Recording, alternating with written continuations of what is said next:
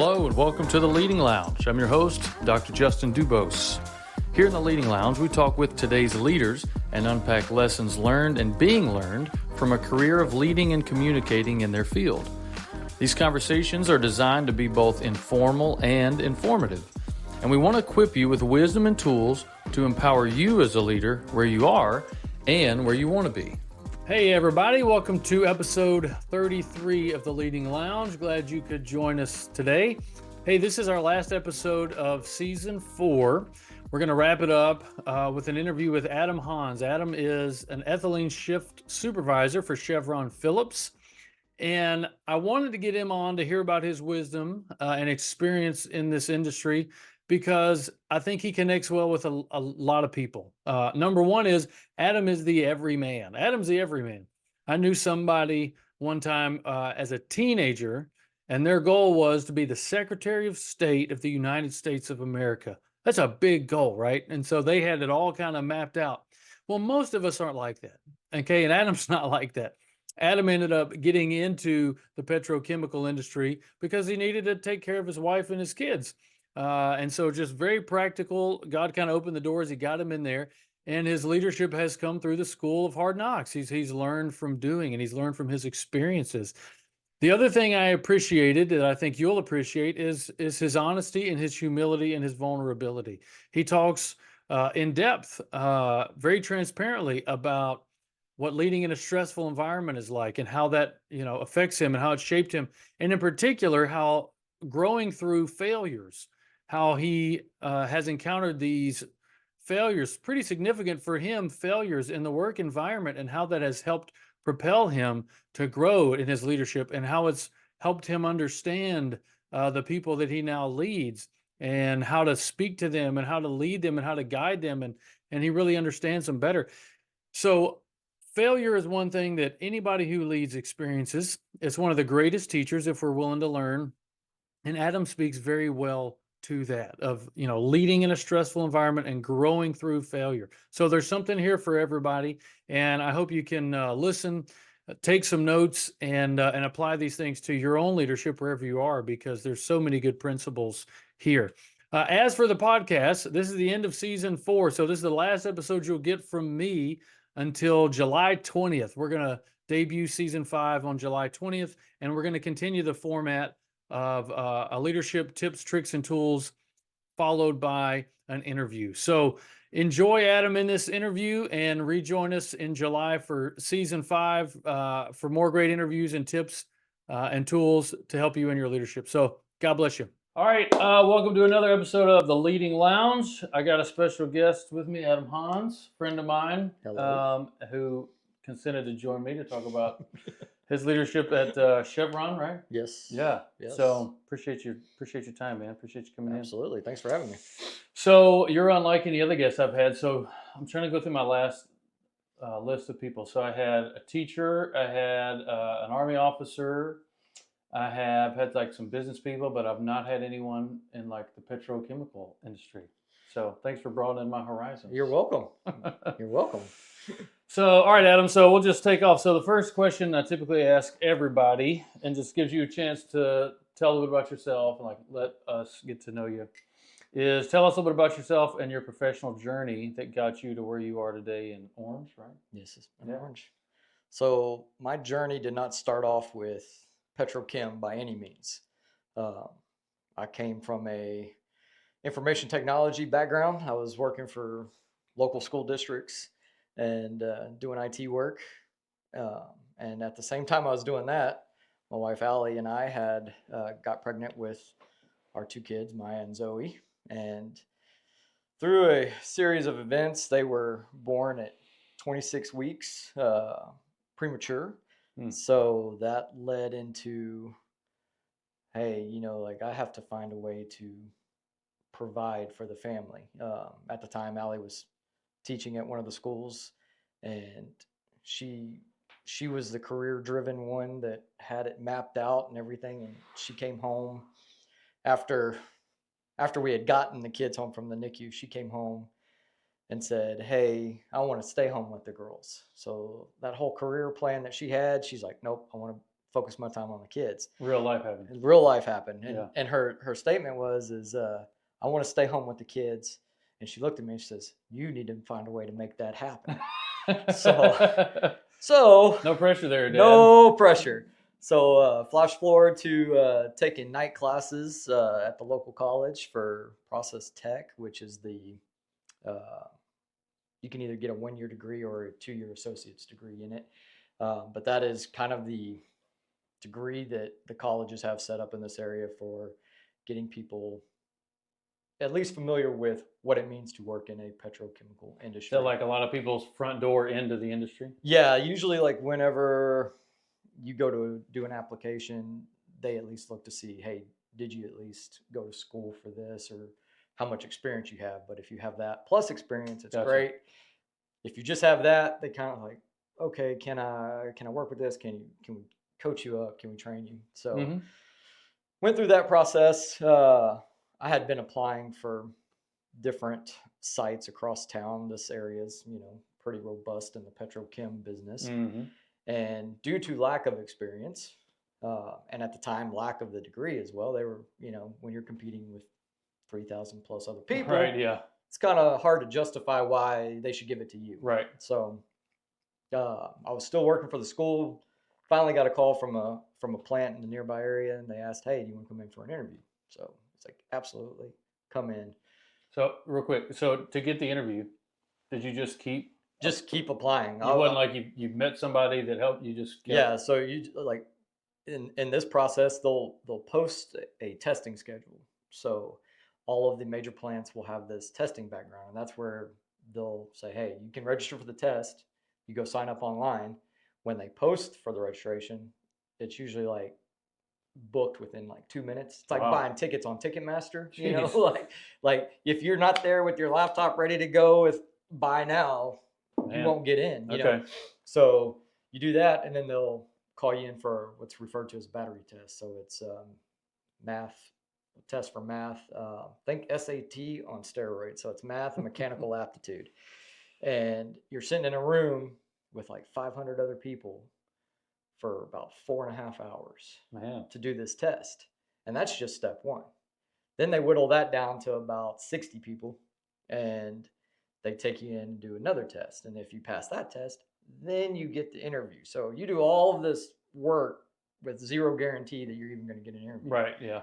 And so I think honestly, the first plant I applied for was in 2009, because we were in the Bahamas on our honeymoon, and I had to use the internet Wi-Fi to go sign up for this goofy test. And I was in a whole nother country at the time. So, so is the test itself what determines whether you get an interview or not? Yes. Okay. So it's kind of like like they use that as like a ranking thing, saying, hey, these guys rank the best on the test. Okay, we can move them on to the next phase, right, so on and so forth. So I had done several of these tests for several different companies, passed the test, just never had the experience. So, there's frustration in that, but at the same time, I had a job. So I just kept trying. So finally, get a call saying, hey, we want you to come interview. And I was like, hey, great. It was a smaller plant, and I was like, this is fantastic. So how long is this after you get the, you got to make it happen speech? So the girls were born in 2011. They were in the NICU until March of 2012. Came home. So this is probably going into early stage of like 2013, when Allie kind of went back to work and had this revelation that she wanted to stay home with the girls. And then I get the call for this interview. This is in like mid-July of 2013. Okay. So long process, and just trying to keep going, but try to stay the track. So, and the only reason I mention that is I think a lot of people are under the assumption that things happen quickly. Things do not happen quickly. It's a lot of persistence. Yes. A lot of dedication, a lot of failure, a lot of closed doors. Yeah, a lot of just, nope, sorry, you did great on the test, but you're not what we're looking for. It was like, okay, next, and you just keep trying. Yeah. I'd like to say there was a magic formula for it, but there is not. It's literally luck of the draw at a certain point. So go in, nervous as all get out, because literally this is like the first interview where everything, like life-changing events, are on the line. And I had zero petrochem experience, 0 plant experience, 0 refining experience. I come from like this IT background. Right.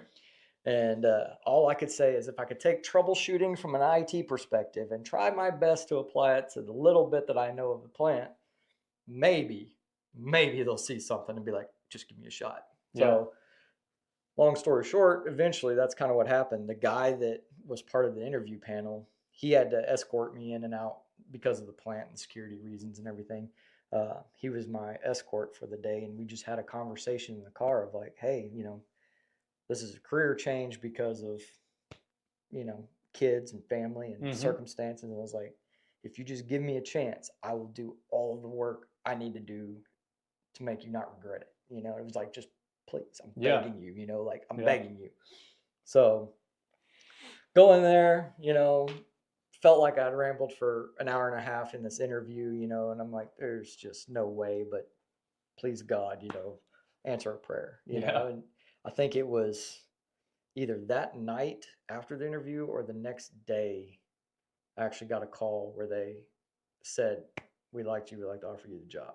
Nice. So that's a big, that was a big whoo. And then it was like, oh God, what have I done? Because it's like, I'm going from a little tiny office doing IT stuff to, hey, I'm working in a chemical plant now. Right. So that's kind of how that track got there. And then as far as that went, got in, and you go through a pretty robust training. It's the closest, you and I've talked before about, it's the closest thing to military that I have experience with, where it was like that you go through a series of boot camp, but hey, like it's all these different tests and like learning the unit, getting assigned, and then working with the crews and building that, eventually getting up to being qualified on a job. And this is like weeks and months worth of time. Oh yeah, this is months. So give you an idea of time frame. This was August of 13 that I actually got hired in, and I think it was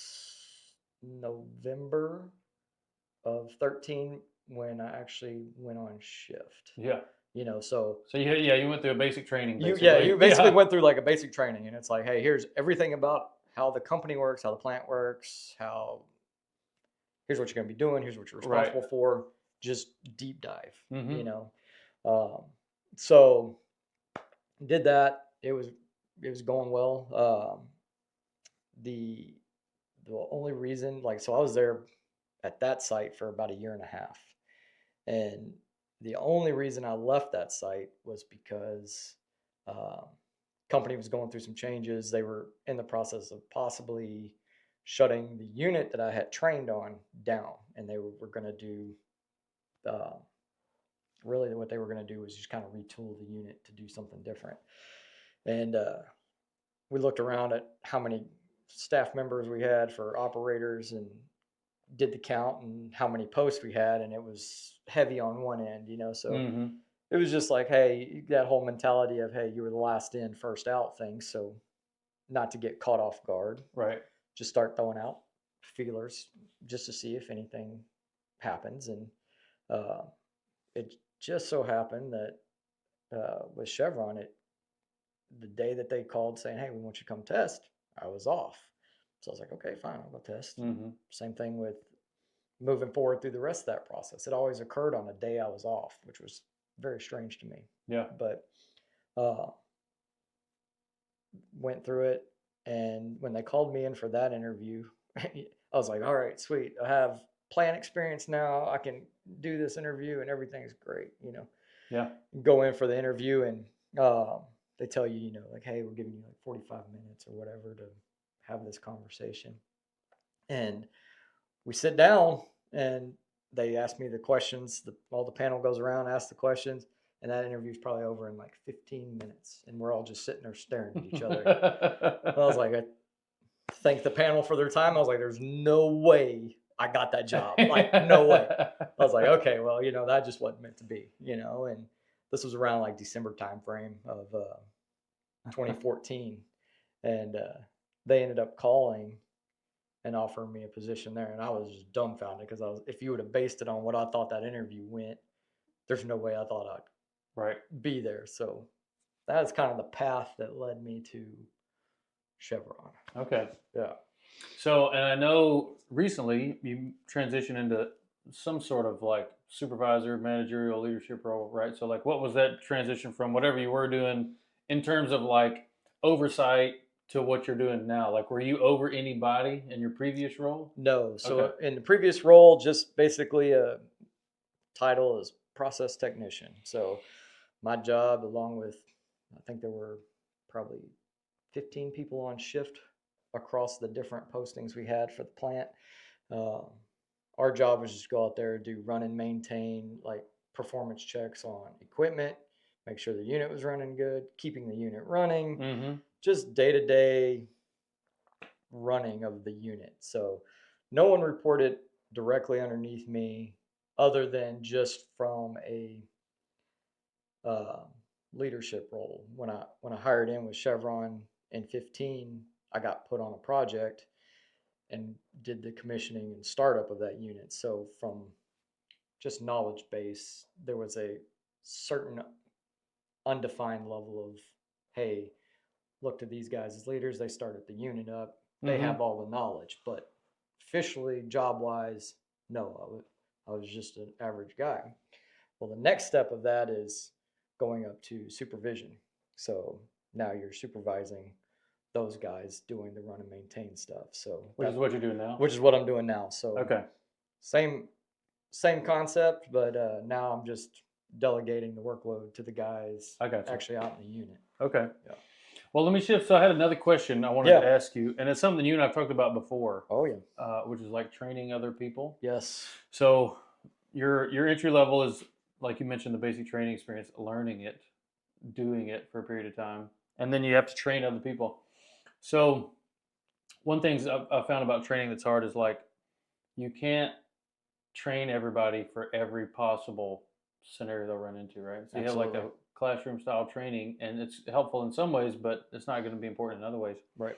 So I was going to ask you, based on you doing the job at Chevron and now you like being over other people, what's an example of what you do that helps you, some way that helps you determine what to train people on? Because like I'll give you an example in the Army environment, it's like we want you to train people on this. It's like, but that's not important. Like they'll figure that out on their own. But what they really need to be prepared for is this. So in a petrochem facility, training is probably the most important thing. We have a kind of inside joke saying we don't work in a cookie factory.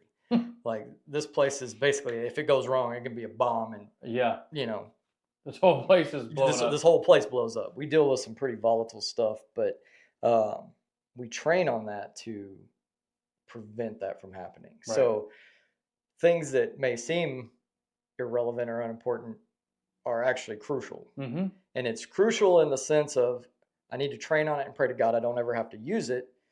But if I do, remain calm so Right. that I can use it. So when I was on the first project, I most of my training was on the console. And what we did on the console was that was the system that ran the plant. So you're in the driver's seat, and think like a giant video game of moving valves and moving gases and flows and liquids all around this unit and making sure everything stays running, all the machinery stays running. I'm picturing like a cockpit, like a plane cockpit of just like instrument panels, just Not that complex, but mentally, yes. Yeah. You know, you have some graphics, and you're moving valves, and you're making split-second decisions based on, hey, the process, I'm seeing this swing, so I need to adjust. I was gonna say, and you have to know how this instrument connects to this one, Yes. and this reading affects that Yes. one. Yeah. So when you train somebody on the console, and a lot of my training was console based, but when you train somebody on the console, they have already qualified outside. So they're familiar with the equipment, basic flow. This is getting from point A to point B. Like Right. they know that. And if there's any kind of manual lineup in the field that we don't have control of inside what we refer to as the house, we send them out there to go do the lineup. Okay. So by the time they come inside, this is taking all of that information and tying it together, and now they are running it. And they understand, instead of looking at one vessel or one pump, they're looking at the whole big picture of, hey, this is what I have to accomplish. Mm-hmm. So training them for that is a little different, because now you have to step back and give it like the whole big picture and make sure they understand that part. Right. And then from there, you have to give them the tools of like, hey, this is how this controller works. This is the move you need to make here. If you make this move here, it's going to swing Right. the front end of the unit, the back end of the unit. You can't afford just to have like one knowledge set about a thing. No. Yeah. And we have ways to do it. Like we had a virtual simulator of the console where we could go in there and think of it exactly like a video game. You go in there, look like a replica of the plant. You could do everything, crash it, no detriment. But it helped teach you how to run. So we had that tool. But some of the best training is in the moment. So usually that meant like, hey, the unit's coming crashing down. All right, go. And it's one of those things where you teach others how to train based on past failures. Failure is one of life's greatest teachers because I concur. It's like, hey, I can tell you don't do this. I can't tell you how to not do that, but don't hit this button, don't do this. Yeah. So it was that. But I think in that environment, I think training in general, you can't have like cookie cutter training. Like what works for one guy doesn't work for another guy. And I had to learn that. I had a guy on shift with me who was detail oriented. I mean, he wanted to know everything about what he was about to do and how it was going to affect everything. So I was like a super analytical type dude. Very analytical, super smart guy. Like understood the process. Like he knew it ins and out. He just wanted more information. Right.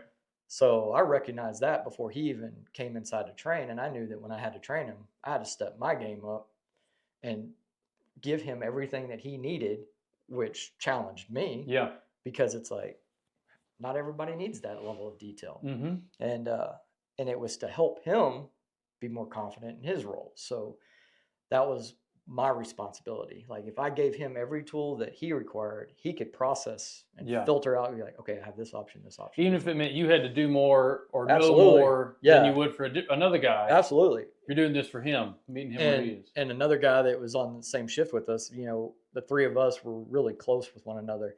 And he would come in there and sit with us while we were training, but he would look over at me, and if we were getting deep into something, he'd look over at me and say, when I come inside, don't do that to me. So I was like, so I knew going into his training, hey, dial it back. He's like, I can only retain so much information at a certain time. He goes, when I need it, I'll ask you for it.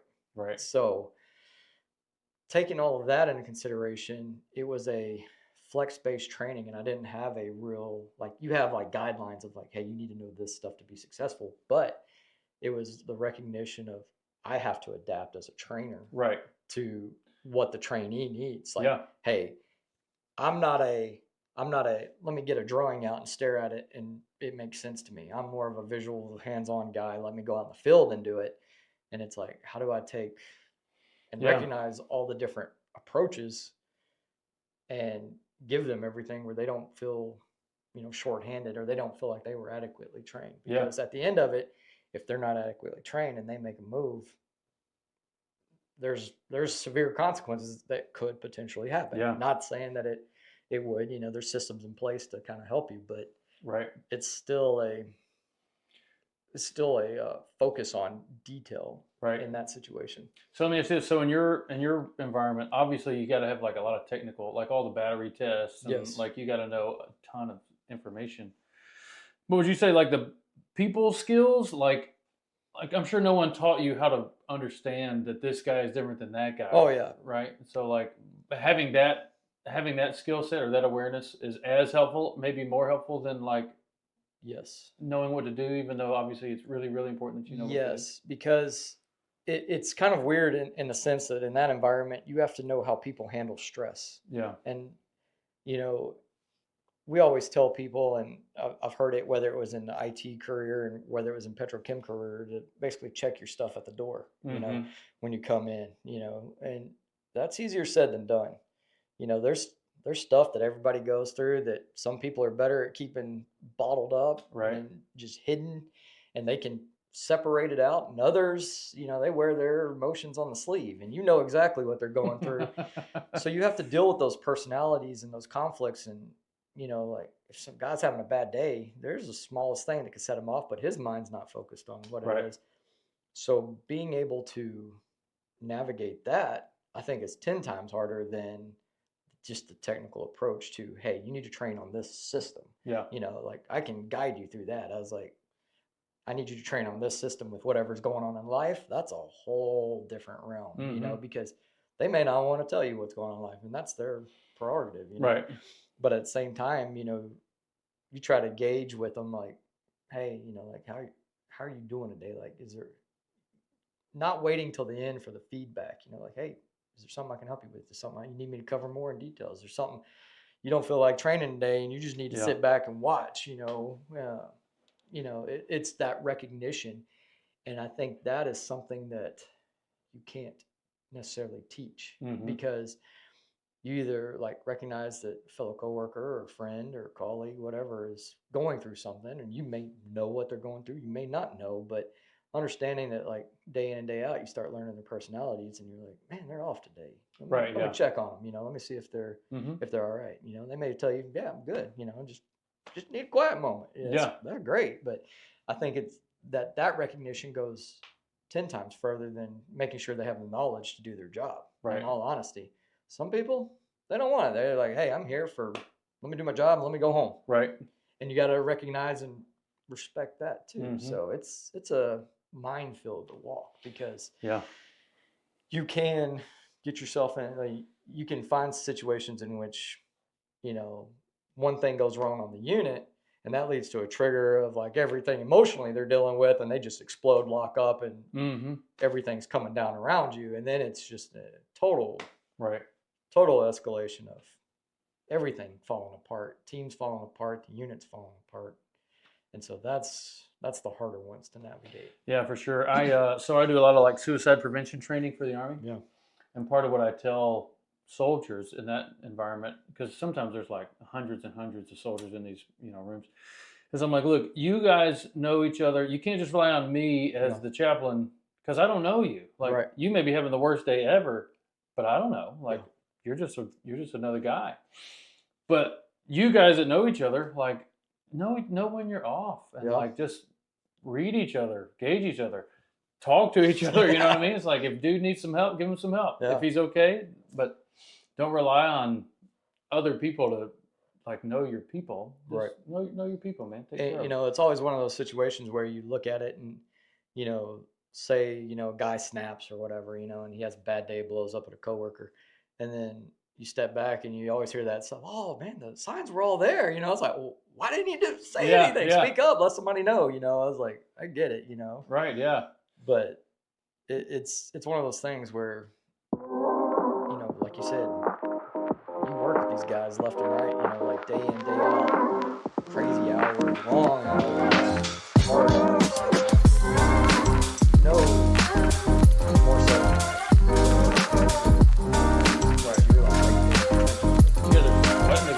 Yeah. Solve these things so I can get back home. Yeah. Well, that's another question I was going to ask you. You told me a little bit about your environment. How the hours, the type of work, taking a shutdown or whatever, like you're on. So I was going to ask you, this is a problem everybody has. You still have to do your job. You still have to take care of your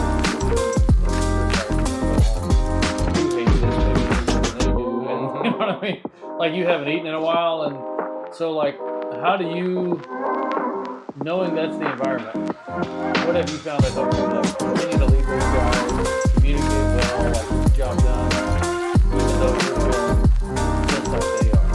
I think most of the trips, long hours, have been at some point bad shutdown. We've had long hours, So when a new guy comes in and we're trying to explain it to him, it's a lot easier to relate to their first time because you've already been through it. Right. If it's your first time together, it's a little bit more of a challenge, but you still have to do your best to remain kind of neutral to it, because it's about like gauging the people around you. If you start blowing off and cussing up a storm and throwing things around, well, your team's looking at you like, whether you're truly their leader or not, they're looking to you for like, hey, you've been through this. How do we get through Right. it? Yeah. You know, Kind of show us what to do. yeah, like if I'm throwing valve wrenches across the unit, that's helping nobody. Right. You Yeah. know, and so you have to have like this calmness to you and know like, okay, I have to secure this unit. So your brain goes into like this just like trigger mode where it's just like, okay, I have to secure this piece of machinery or block this valve in and do this to prevent it from getting worse. Mm-hmm. So you kind of take off bite-sized piece and you're like, hey, let's go over here, let's do this. This is what we're going to do. And I think in those situations, communication is insanely clear because now you're in an unknown situation. It's like, I need you to close this valve. Only this valve. Do it quickly. Right. You know, like don't take your time, like get it shut, you know, if it because of what could potentially happen. Right. But at the same time, the way my brain works is like, okay, if I can trust that I have the right information to give them, then it's easier. But whenever it's an unknown situation, uh, it's a little bit more challenging. And I can give you an example of that. In 2019, you know, this part of the state got a freeze that they had never ever seen before, especially in this area. So my shift was on, and at the time I was actually stepped up. So what that meant was that my supervisor took off and I was in charge of the shift. And so we had two divisions. We had our part of the unit, and then there was a utilities unit. Well, the utilities supervisor had taken off too, and we had a step up. So 2 step ups. We knew how the unit worked. We started it up together. Everything was confident, except for the fact that there was this looming freeze that was coming in. We came in at 4:30 that night, knowing that that freeze was hitting about 10:30, 11 o'clock. So the unit was still going, and to the testament of the guys, they held on to a unit that was literally freezing on them until about 2:30 in the morning. And at that point, all the controllers, all the instrumentation literally froze. So we were flying blind. And when we lost indication because of the safety systems involved, the unit shut down. And I mean, shut down. It took an hour and that thing was flat. Like no steam, no gas, no nothing. It was done. And I mean, we had 9-10 foot icicles hanging out in the unit. Golly. And you're in that situation and you're like just trying to help the guys like, hey, just secure everything. We're not saving it at this point. You know, we held on to it much longer than we thought we would, but we're done. And so coming in the next day with it still freezing and trying to wrap your head around like, hey, I've never been through a freeze like this before in my life, regardless of job wise. Like I've never been in like 9-degree weather. Like, yeah, I'm from, South Texas. I don't get to 9-degree weather. So, and then couple that with, hey, I've never been in a unit that froze in 9-degree weather either. Right. So that was one of those like leadership moments where it was like, yes, I am blind here. I do not know the information to tell you other than, hey, we need to start making a list of everything that is currently broke and has the potential to continue to break. Because we have cooling water that runs through a lot of the plant. So that water was still in the process of freezing. So we were trying to identify that. And so that was probably one of the scariest ones because it's like you're still trying to mitigate damage and damage is like just happening by the minute. Right. Because the temperature just keeps falling. And there's no way you could have been trained. It's like, No. All right, now in the event that everything freezes. Yes. Yeah. And it's it's wild, and so you just go into like, okay, unit's secured. I know it's secured, but we had examples, anything that had cooling water in it, the ice froze so quick that it actually took the valve and pushed the valve out of the pipe and was just like this icicle that was sticking up in the air. It was like, that's unheard of in this area.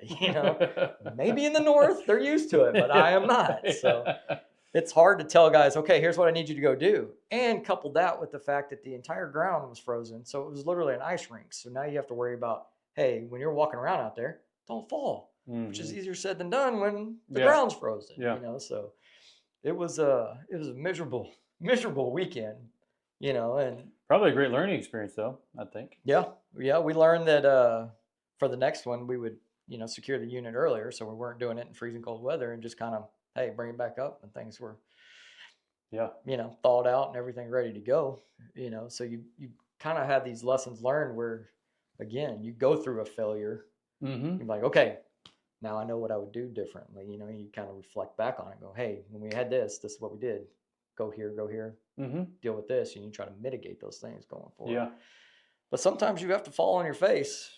Right. Sometimes that's the only, not just the best teacher, but the only teacher. Yeah. Sometimes you're just like, oh, I messed that up Yeah. completely. I try to tell like chaplains that I oversee, I'm like, look, when you have a failure, like catalog all this stuff. Yeah. Because you're going to need that file again. Yeah. And like probably what you learned, even if it's painful to revisit it, is going to be the thing that helps you the most in the next similar, situation. So yeah, no, that's good, man.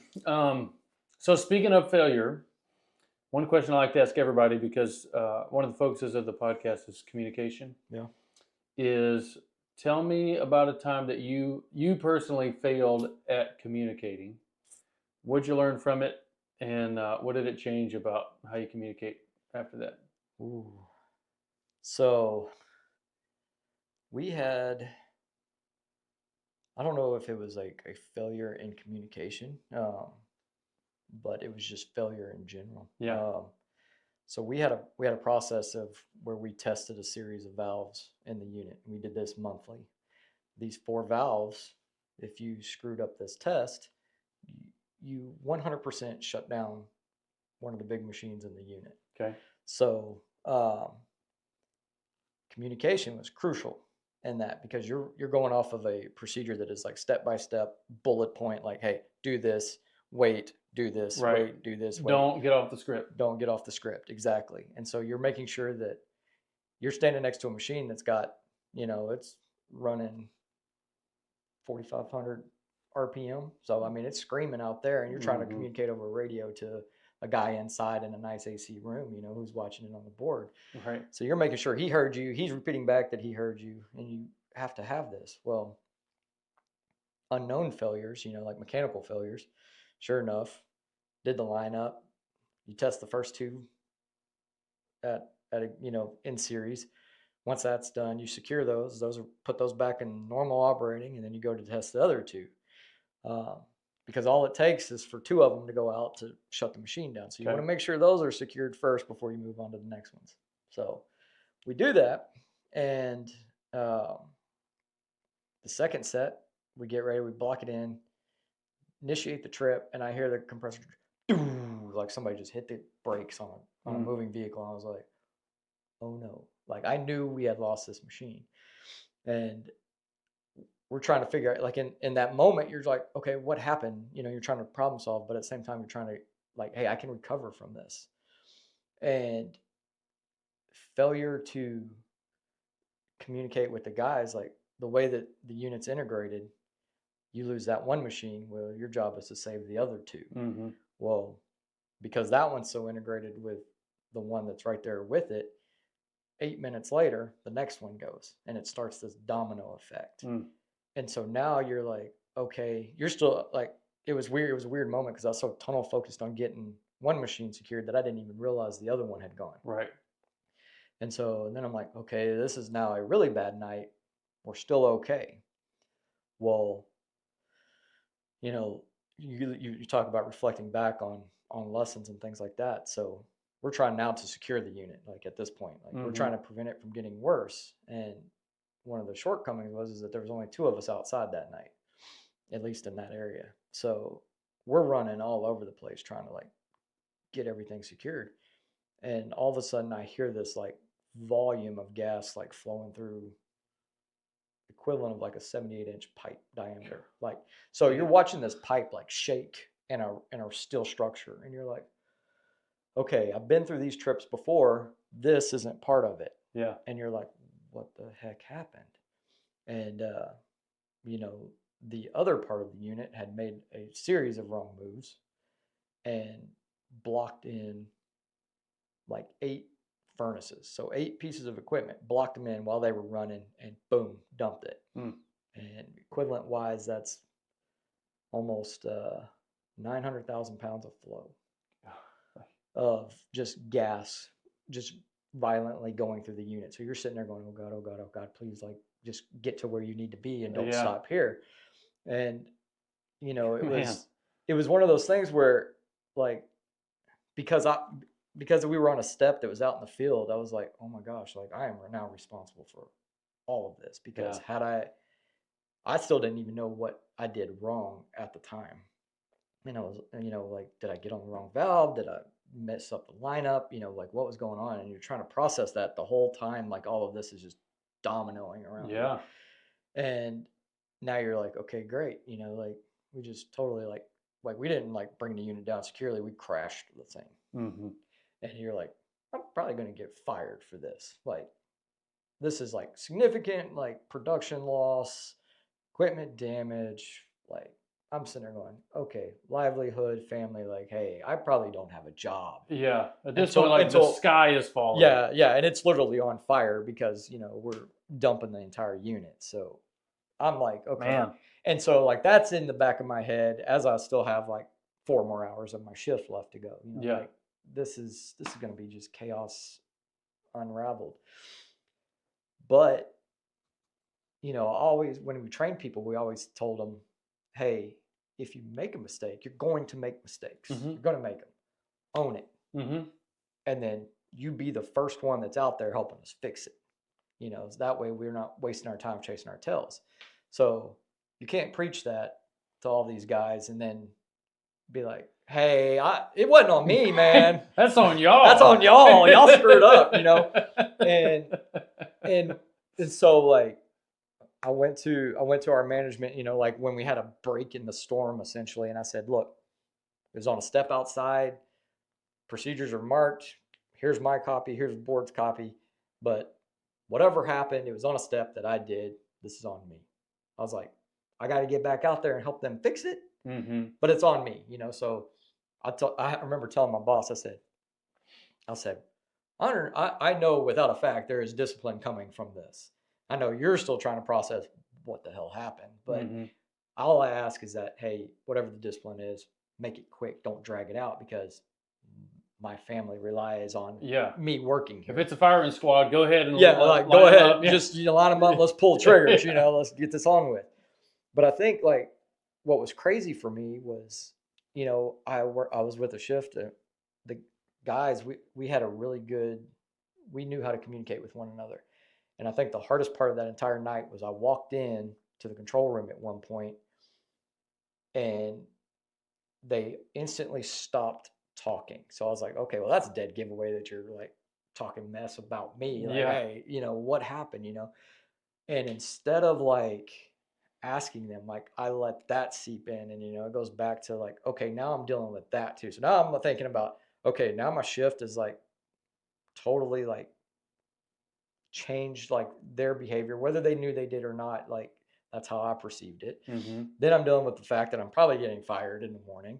And then, you know, like, hey, the unit's, like, burning down around us. So it's like, you deal with all that, and you're like, there's no way you can be in the right headspace, you know? Yeah. And you have to keep your cool and not, you know, that was one of those moments where I just kept my mouth shut, because I was like, I didn't need to add to anything. Yeah.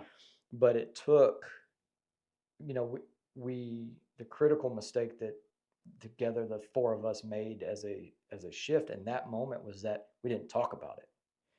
We let it go, and it swelled. Those guys thought I was blaming them. Yeah. They thought I was, you know, they didn't know that I was taking ownership. I was just like, well, why aren't y'all talking? So, I mean, it was like this divide. Right. And having to come into work, like, even like now, hey, the unit's down. Now we're all working harder than we even wanted to be. So now you're responsible for that. Like, I just pulled these guys away from their families. Yep. We're here that night, you know, and it just turned into this total, like, just, like, probably the heaviest, where I've, like, been like, okay, like, how do I navigate this? Like, emotionally, like, how do I navigate this? You know, and it was just like, come in, do your job. And it was literally like, you know, they say no man's an island situation. Like, I was an island. I was like, right now, everybody hates me because they are having to work way too hard. And, like, company hates me because we just cost them a ton of money. Yeah. But, you know, it was that whole burden of weight on there. And it took probably a month where we didn't, like, speak to each other, but yet we're working every day together. And I think that's probably one of ones where I look back and be like, man, if I could go back and hash that out, because those guys thought I was selling them up a river. And that was not my intent. I was trying to keep the blame off of them. Right.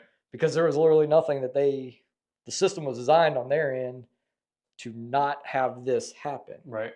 So, it was like taking on that entire weight was not the way you want to go in and spend 12 hours a day, for a month, a month to try to like get a unit started back up. Right. It's heavy. It takes a toll on you, and just like you're just. So how did it eventually just dissipate, or like how did it resolve? Finally, I think I had enough of it where you get to that point where it's like this breaking point where you can't just like physically, like, you've psychoanalyzed yourself so much and you've approached that scenario from multiple different ways, and it's like, instead of the easiest way, like, hey man, let's have a talk.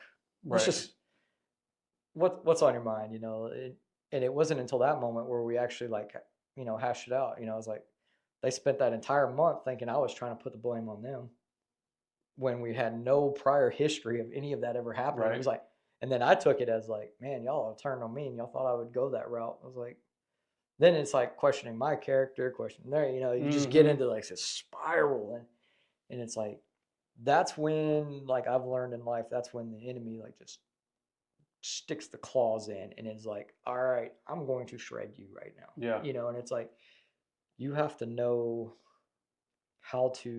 when to speak and when not to speak, and what to say, and like navigate that scenario. And there's no easy way to say, oh, here's the textbook guide of how this works. Yeah. It's like you're in that moment, so the situation's different for everybody, and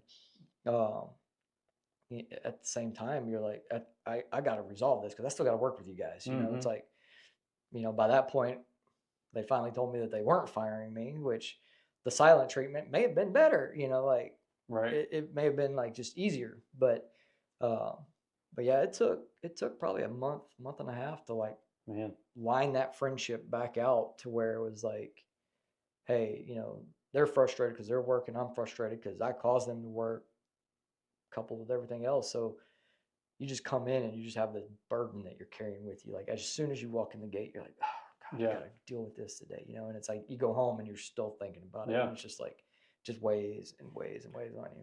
So in hindsight, would it have been, you would have just gone in there earlier and been like, guys, can we just hash this out real quick? Like, Yeah. I just want you to know, I own, like, would you have just done that sooner, or what? Yeah. What would you have done differently? I think so. Like, I think, you got to understand like time and place for when to have that conversation. So Sure. like, when they're trying to secure everything and they're trying to understand what's happening, the night of, you don't do it then. But the next day when we came in and we were having our meeting and everything, we should have taken the time to like, hey, let's line this out. Yeah. We got to work together, get through this. And we still did. We never like got in each other's face. It just literally like, we just turned like deaf ears to one another. And right. That was probably one that I regret, where I'm like, man, we all handled that just poorly. Right. We were able to patch it. Sometimes you don't patch it. Sometimes it just that little act is just enough to cause that divide, and you're just like, okay, like, hey, I'm gonna go do me, you go do you, and right. that's it. And it could be easily solved by just sitting down and having a hard but honest conversation. Right. Yeah. And it's not an easy conversation to have. You don't want to be like, hey, I screwed up. I know that affected you. Right. How does that make you? Like, nobody wants to dive into that, Sure, like, yeah. in the middle of stuff. But sometimes you need to, Yeah, it's one of those things, like, sometimes a hard thing early on when it's still small prevents like a much harder thing that's huge. It's like preventative medicine or treatment or something. It's like, hey, if you would just do this right now, like, we're not going to have to cut your leg off. But like, if you don't do anything about it, that's going to get nasty. Yeah. So, now that I'm in this actual leadership role, going back to what you asked, is like, how do you coach that up? And one of the things, we just got our first set of operators for this new project. So they've been going through their boot camp, in the sense of sitting in a classroom for 40 hours for the first week, which is mind numbing. But we're trying to instill a different culture in them, where it's like, hey, you're all grown men. If as you get to know one another and you see somebody that's having a day, like, hey, go to them, ask them, you don't have to be all in their business, but sometimes people open up if you just say, hey Yeah. man, you good? You need a hand? Yeah. Need somebody to talk to? Let's go do something, Yeah. That's the way I tell people that. I'm like, just crack the door. Yeah. And if they might either open it or they might shut it or they might leave a little crack, but Yeah. there's still some. But just crack the door open. We're trying to instill in them like the mentality of like, hey, again, if you make a mistake, and you will, it's human nature. You make a mistake. Nobody knows especially on a project. No one knows this new unit. Yeah. So we all have to learn it together. So we have to help each other. And it's like, hey, if you see a guy that's falling behind, help him up. Give him, throw him a bone, do something, to help him out, and kind of build that culture where it's not so much one of like, oh, well, I'm the only one who knows how to do this. It's all, it's mine, and you can't have it. You struggle through it. It's like, you don't have to do that. Right. You can coach everybody up at the same time, and help them all be successful, because if they're successful, you're successful. Right. You don't have to go tell your boss, hey, my guys aren't doing their part. I can't manage it. Oh, great. Now you got this cascading effect, Sure. Whereas, you're going to run into challenges, you're going to run into difficulty, but recognizing how each person is individually, I think, is how you navigate that. And it's not easy, because you have to invest your time right into them. Yeah, it's a sacrifice on your end, at least as much as it is on their end. Yeah. Too. All right, so last question. So you've been at this since 2013? Yeah, 2013. So you're 11 years in? So Yeah, with just about. 11 years of experience and wisdom and hindsight and all that, like, what does 2024 Adam, if you could say one thing to 2013 Adam, like one singular piece of advice based on like all that you just told me, and then all, everything else that we couldn't fit in, what do you tell young Adam coming in about, specifically about like, okay, leadership, here's what I've learned? So 2024 Adam would tell 2013 Adam that grab your umbrella. Okay. And what does that mean? So what that means is, in my life, 2013, I would go back 2011 and sooner, honestly, just because, with the girls, that was a whole different dynamic. That was the first like true storm. Yeah. And everything up until that point had been easy, and there was always a fixable solution, and it was like, and it just kind of coast by, and it was pretty smooth sailing. Like, really not a lot of challenges that I had to face, like difficult situations. Girls were the first one. Losing Jax was, another huge one. And then, navigating how to deal with working in this environment. Yeah. And I was not prepared for all of the storms that came with it, in the sense of like how to actually, on a personal level, deal with them. Like everything had been easy at that point, and then all of a sudden it's not, and that's a whole different psyche swap. Where if you're not prepared to like, oh God, like I'm in this situation where things aren't easy, where like I didn't get this promotion, I didn't get this job, it's like it hardened you, to the point of like am I, you question your self-worth. Like, you're telling me I'm great, but when it comes time for, like, hey, let's move on to the next step. Oh, well, now you're telling me I don't have enough. So it's like, which one is it? Am I great? Right. The human brain psyche can only like handle so much of being told, hey, you're great, but being shown something else. You're not prepared for that if you haven't ever experienced it. Right. And so for me, like, having to navigate all that, we've had numerous conversations over lunches about just that whole debacle. But that's what I would tell my younger self, like, hey, get ready for the storm, because you're not ready. You're going to need an umbrella for some of this. You're going to get wet. It's going to be ugly. And there's no way I can tell you how to prepare for it. Yeah. Looking back on it, it's also been some of like life's biggest like teaching moments too, where I always try to take good and bad. Like, I try to take those moments and I lock them away. And I'm like, hey, one day I'm going to need something. There's Yeah. a lesson in here somewhere. Mm-hmm. And I have to sit there and like kind of figure out like, okay, what was it that God was trying to show me through this? Like, hey, was it simply keep your mouth shut? Right. Which was some of them. Yeah. Like, hey, you handled this poorly. I was gonna say it's not always this. It's not this huge like burning Sometimes bush like, revelation. Hey, shut up.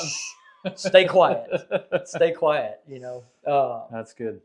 I'll have to let me pull it. See if I can pull it up real quick because I had a coworker of mine. He gave me this quote, and he was a supervisor. So let me see if I can pull this up. And I have no idea if he was the one who said it or if it was he got it from somebody. Mm-hmm. But his quote was, "Always stand your ground. Always say the difficult things to say. It may cost you some pain, worry, and hardship, but you will stay true to yourself. Nobody's going to give you anything, but everyone is looking to take from you. However, do choose your words and battles wisely. Stubbornness will land you on an island that is hard to escape. Karma will take care of the rest." And, a good word. And it's one of those things where, it's hard to stand up to your boss and be like, I understand what you're asking me to do. And I'm trying to tell you, if we do this, this is the effect that you are going to cause. Like this is what's going to happen. And we don't feel like doing that. And it takes a lot to stand up to your boss to do that. Sometimes your boss will be like, do it, mm-hmm. And then you're like, now you're like, okay, do I do it and get written up, or do I do it and prove them right? Like, you're not trying to like outsmart them. You're just trying to be like, hey, I run this every day. I'm trying to tell you, like, we could get ourselves in a bind if we do this. Right. So being able to do that is not something that's in everybody's like comfort zone. Yeah. It's like, especially if you're not a confrontational guy, where it's like, hey, I like to keep things just even keel, stay the course, keep like the peace kind of guy. I don't want to like cause this wave that I'm about to have to ride. Yeah. It's knowing when to navigate those moments that I found very challenging, because it's like, okay, if I shut up and don't say something, I'm gonna have like 3 days worth of work. If I say something, now I got my boss ticked at me. Right. Yeah. It's like, now I've made life harder. It's like now I've just complicated things, and it's like now, the old phrase, I've painted a target on myself. Right. So I think it is important to know, like, hey, say what's hard to say, like, mm-hmm. speak up, like, own it, like, yeah, bring it to the forefront, whether you have to deal with it or like the group has to deal with it.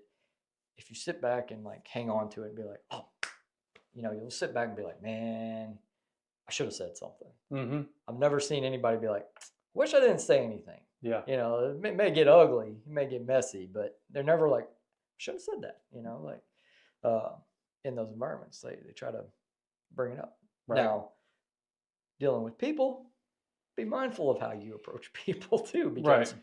people are fragile, whether they want to admit it or not. You never know how just something as simple as like tone mm-hmm. affects somebody. Yeah. You may see it as like, man, that's how I always am. And they may take it as like, dude, this guy hates me. Right. Yeah. It's hard to navigate that side of it. Yeah. They're fragile and they're so complex. Yeah. And none of them are the same. Yeah. I tell people all the time, like that scripture about everybody being made uniquely in God's image. Yeah. It's like, it's totally true at every level, like even two people are different, but even those same two people are going to be a little different tomorrow than they were today, and in a different state next week. And so, yeah, I saw like motivational poster at a teacher store one day, and it was like one of those quotes that you see and you're like, oh, that's insightful. And then like it sticks with you for like 7 years after the fact, it's like, I can't remember what I did yesterday, but right. I remember this quote on a poster, but it said, I can't go back to yesterday because I was a different person then. And it was like, oh, yeah, that's actually pretty deep, because like you learn each day as you go, like, man, I handled this poorly. Yeah. Hey, I totally rocked it on this. I navigated that one the way I needed to. I have yet to experience that, where it's like, man, I did okay today. I didn't screw anything up. So, no, I'm sure there's a bunch of those days, but that is a good quote, a good one to end on, I think. And I was going to tell you too, what I've appreciated about you and in this interview is it's hard to find humility a lot of times, and it's hard to find like an openness and a willingness to be like, okay, I blew it. Yeah. And that actually, like, leading and growing through like stress and failure are much better than leading and growing because you're not really leading, but in like in a classroom, Yeah. you know, and then Yeah. you come out and you're like, hey man, Yeah. I think I got it all. Yeah. And everybody else is like, dude, no, you don't. Yeah. You know, So I think those invisible ingredients in people have come out, like you've fleshed them out really, really well. So I appreciate that. yeah, And, it's, hopefully those things transfer well to the people you train and the people you lead, I hope so. because it'll make life easier. Yeah. In the long run. I hope so. All right, man. Well, appreciate it. Yeah. So Appreciate thanks you. for you got a lot of wisdom, man. not just this pretty face. Yeah, that's right. Yeah, more than a pretty face. More than a pretty face. Yeah. Well, thanks again, and thank you guys for listening, and we'll see you next time.